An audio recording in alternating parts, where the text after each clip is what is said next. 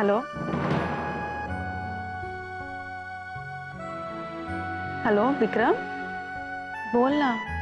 देवयानी, हाँ आमच्या नीलवयांना नवीन आयुष्य दिलंस. Thanks lot. हे बघ विक्रम,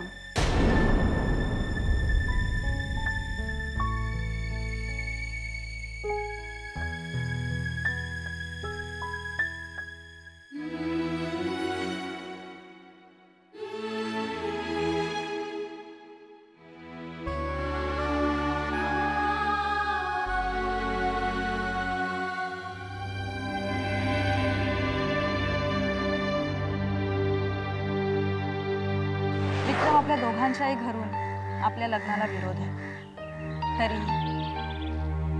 तरीही माझं मन मला सांगतं माझं लग्न होणार तुझ्याबरोबर.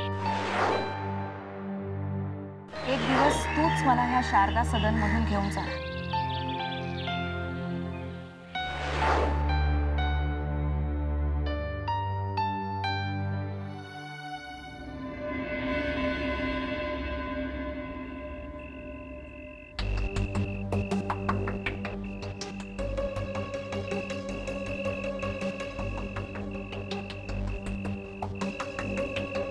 कशाला वेळ वाया घालवते? अभ्यास करून काही उपयोग होणार नाही. तुझ्याशी बोलते मी, ऐकायला येत नाही? बहिरी झालीस की काय? थांब. काय झालंय काय तुम्हाला? तू सांगितलेलं ऐकत नाहीस? तुझ्या बहिणीने तर ठरवलंच आहे, कुणाचं ऐकायचंच नाही. मी बोलते म्हणून मीच वाईट ना? काकू मी अभ्यास करत असताना. तुझ्या अभ्यासाबद्दल नाही बोलत आहे मी. देवयानीने तुला जे काही सांगितलंय त्याबद्दल विचारते. खरं काय ते तुला सांगितलं असेलच ना? देवला आणि मला नात्याने तू आईसारखी आहेस, त्यामुळे तुला उलट बोलताना आम्हालाही वाईट वाटतं काकू. पण तूच ती वेळ आमच्यावर आणतेस. म्हणजे मी नेहमी चुकीचंच बोलते असं वाटतं तुला? देवच्या बाबतीत तू असा विचार करूच कसा शकतेस? तिच्या बाबतीत एवढं सगळं घडून सुद्धा ती अजूनही विक्रम बद्दल बोलते, याचाच अर्थ तिचं आजही विक्रमवर खूप प्रेम आहे. पण तुला सांगून काय उपयोग? माणसावर प्रेम करता येतं हे तुला थोडंच माहितीये. साक्षी, काकू तुझ्या या ओरडण्याचा माझ्यावर काहीही परिणाम होणार नाही. आणि प्लीज आज तू देवला जे काही बोललीस ते पुन्हा बोलण्याचा प्रयत्न करू नकोस. आणि शक्य झालं ना तर हे घाणेरडे विचार आधी मनातून काढून टाक. नाहीतर प्रश्न तू देवला विचारशील पण उत्तर तुला माझ्याकडून ऐकावं लागेल. साक्षी,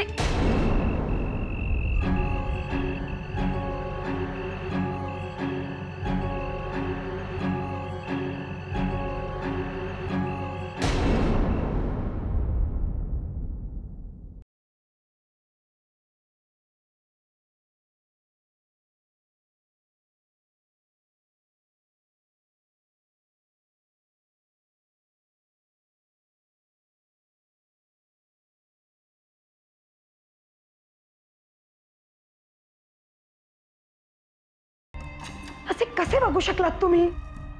कोणाबद्दल बोलताय? आम्ही नील भाऊजी आणि रागिणींबद्दल बोलतोय.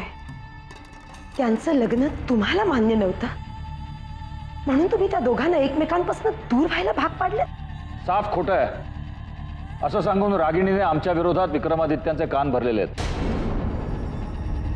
सगळं जग खोटं बोलतं, फक्त तुम्ही नाही. प्रियदर्शनी, तुमच्या या ओरडण्याचा आता आमच्यावर काही एक परिणाम होणार नाही.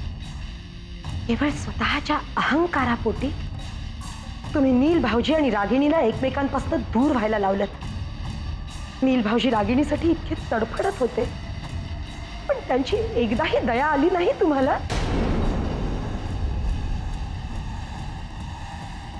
प्रियदर्शनी, तुमच्या रडण्याचा आणि ओरडण्याचा आमच्यावर काही परिणाम होणार नाही. त्या रागिणीला या घरात न येऊ देण्याचा आमचा निर्णय पक्का आहे. पण का? तुमच्या प्रत्येक प्रश्नाला उत्तर द्यायला आम्ही बांधील नाही आहोत. कोण तुम्ही? प्रत्येकाच्या आयुष्याचा न्याय निवाडा करणारे कोण तुम्ही? नील भाऊजींचं रागिणीवरती एवढं प्रेम असताना तिला तुम्ही आपल्या घरात येण्यापासून का अडवताय? हे त्यांचं प्रेम आहे, त्यांच्या प्रेमाचा त्यांनी विचार करावा. त्यांच्या प्रेमापेक्षा आम्हाला आमच्या घराण्याची इब्रत जास्ती प्यारी वाटते आणि असली प्रेम प्रकरणं त्यांनी घराच्या बाहेर ठेवावीत.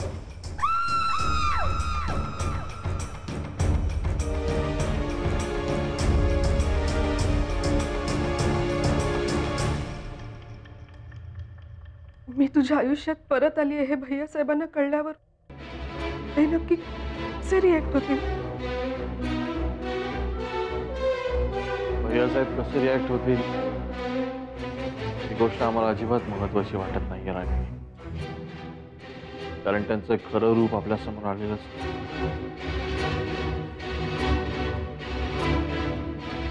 म्हणूनच तर मला भीती वाटते नील. रागिणी बस इथे बस. घाबरू नकोस. आता तुझ्या बरोबर आम्ही आहोत. विक्रमादित्य आहे. आपण सगळे एकत्र आहोत आता. विक्रम भाऊजी अजून कसे नाही आले? येईल आणि तो आल्यावरच नक्की काय प्रकार घडलाय ते कळू शकेल आपल्याला.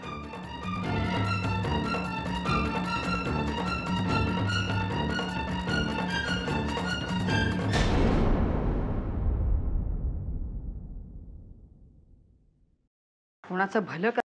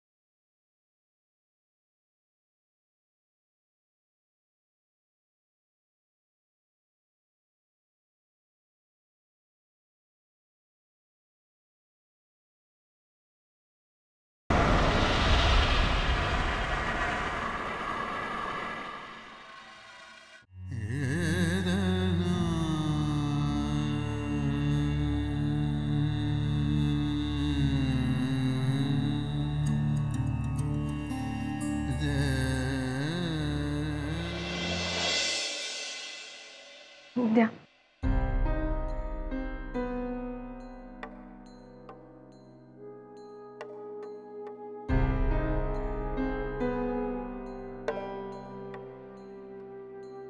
भाऊजी काय झालं घरी? आमच्याबद्दल सगळ्यांना कळलं. आम्ही सांगितलं. भैया साहेब काय म्हणाले? काय म्हणणार? नेहमीप्रमाणे आपल्यावरचे सगळे आरोप झटकून मोकळे झाले. भैया साहेब आम्ही हॉस्पिटलमध्ये आहोत हे साईमाननाही कळलं असेल ना?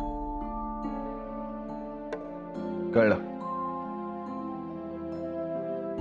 तरीही त्यांना आम्हाला भेटायला यावंसं नाही वाटलं. जाऊ दे ना नील भैया. आम्हाला वाटतं ना भैया साहेब आणि साईमान मध्ये काही फरक नाहीये. नाही विक्रम, तू साईमान बद्दल असं काही बोललास तर आम्हाला खरंच वाईट वाटेल. नील भैया, तुमच्या या स्वभावाचा फायदा आतापर्यंत सगळेजण घेत आलेत हे आता तरी तुम्हाला कळायला हवं. आम्हाला असं वाटतं की तुमचं जेवण गार व्हायच्यात तुम्ही जेवून घेतलं तर बरं वाटेल. तुम्ही जेवून घ्या, पण नंतर या विषयावर बोलूया. वहिनी तुम्ही 2 घास खाऊन घ्या. आम्ही जरा डॉक्टरांना भेटून येतो.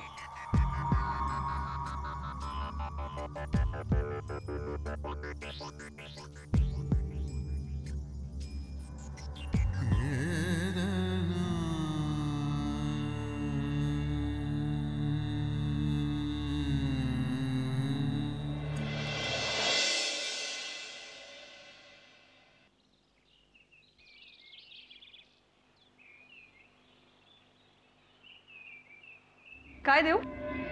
तुझं सध्या काय चाललंय? अगं, मी तुला असं विचारलं म्हणून वाईट वाटून नको घेऊस.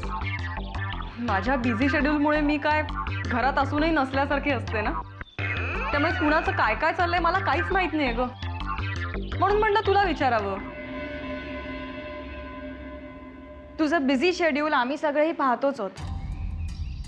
म्हणजे बघ ना, कधी लुक टेस्ट, कधी ऑडिशन, रोजचं जिम आणि योगा तर चालूच आहे ग. पण या सगळ्या गडबडीत कोण कोण काय करते काहीच माहित नाही मला. आय थिंक तुझं सगळं व्यवस्थित चालू आहे ना? हो.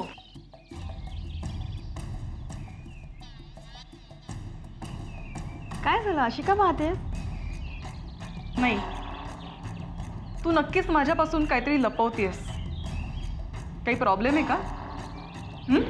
नाही ग, खरंच काही नाही.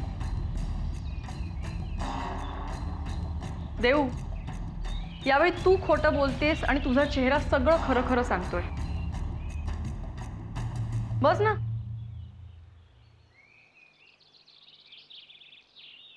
देव, तू माझ्यापेक्षा वयाने मोठी असलीस ना, तरी बाहेरचं जग तुझ्यापेक्षा मी खूप जवळून पाहिलंय. एक सांगू, माणसाने फक्त एकाच गोष्टीत अडकून पडू नये असं माझं तरी ठाम मत आहे. काय आहे ना, आपण फक्त आपल्या आजूबाजूला काय घडतंय याचाच विचार करतो, त्यामुळे बाहेरच्या जगाबद्दल आपल्याला काहीच माहीत नसतं. हे तू मला का सांगतेस? कारण तू अजूनही फक्त विक्रमचाच विचार करतेस. विक्रम शिवाय या जगात तुझं दुसरं कोणीही नाही अशी तू स्वतःची समजूत करून घेतलीस. त्यामुळे माझं सगळं नीट चाललंय असं जरी तू म्हणलीस ना, तरी मनातून तू खूप दुःखी आहेस. हो ना? यापूर्वी मला सुद्धा असंच वाटायचं जेव्हा विक्रमनी राजेश शिर्के ग्रुप ऑफ इंडस्ट्रीजची ॲड माझ्याकडून काढून घेतली होती ना तेव्हा. पण मी हार नाही मानली. स्वतःचा मार्ग स्वतःच निवडायचा असं अगदी ठामपणे ठरवलं. परिणाम तू बघतेच आहेस. आज ॲड वर्ल्डमधल्या सगळ्यात मोठ्या कंपनीची असाइनमेंट आहे माझ्याजवळ. आणि हेही लक्षात ठेव, उद्या Rajesh Shirke group of industries त्यांच्या प्रॉडक्टसाठी मला मॉडेलिंगची ऑफर देतील, पण त्यांना द्यायला डेट्सच नसतील माझ्याजवळ. देऊ, बदलणाऱ्या परिस्थितीनुसार माणसाने स्वतःला सतत बदलत राहिलं पाहिजे. माझ्यासारखा प्रयत्न तू सुद्धा करून बघ. विक्रमसारखे हजारो पर्याय उभे राहतील तुझ्यासमोर. बदलणाऱ्या परिस्थितीनुसार माणसाने स्वतःला सतत बदलत राहिलं पाहिजे. माझ्यासारखा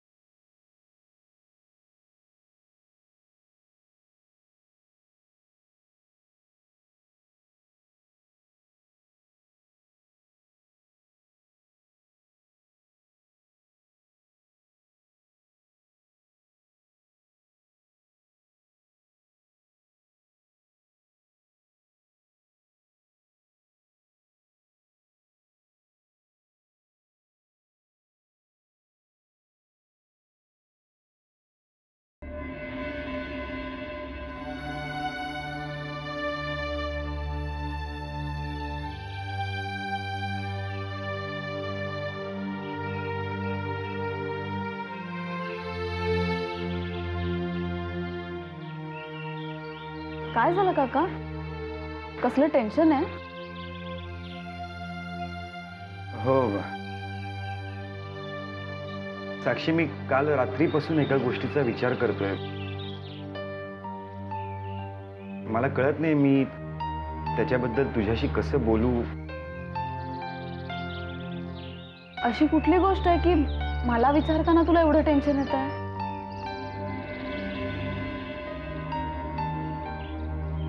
अभिलाषा देऊला काय बोलली ते तू ऐकलंयस ना? हो, पण तो विषय तर तिथेच संपला होता ना? नाही साक्षी, तो विषय तिथेच संपलेला नाहीये.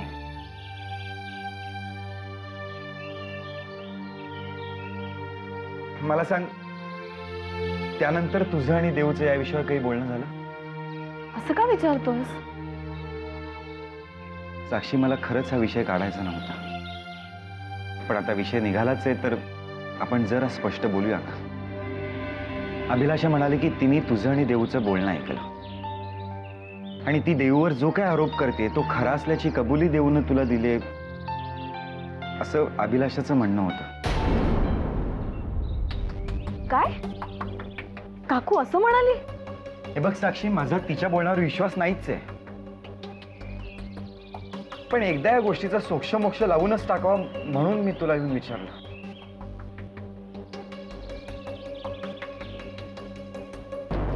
काका, जी चूक मी केली होती तीच चूक तू करतोस.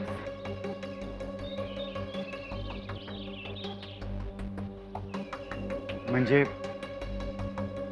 तुझ्यासारखंच न राहून मीही देऊला हाच प्रश्न विचारला होता, पण काका आपल्याला दोघांनाही माहितीये की देऊ असं कधीच करणार नाही.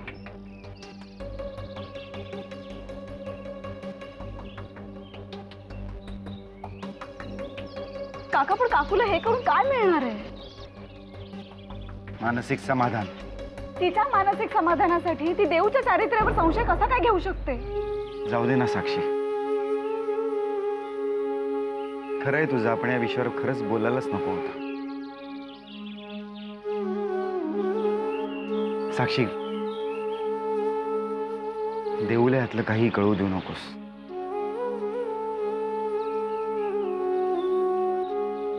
अभिलाषाचं काय करायचं ते मी बघतो.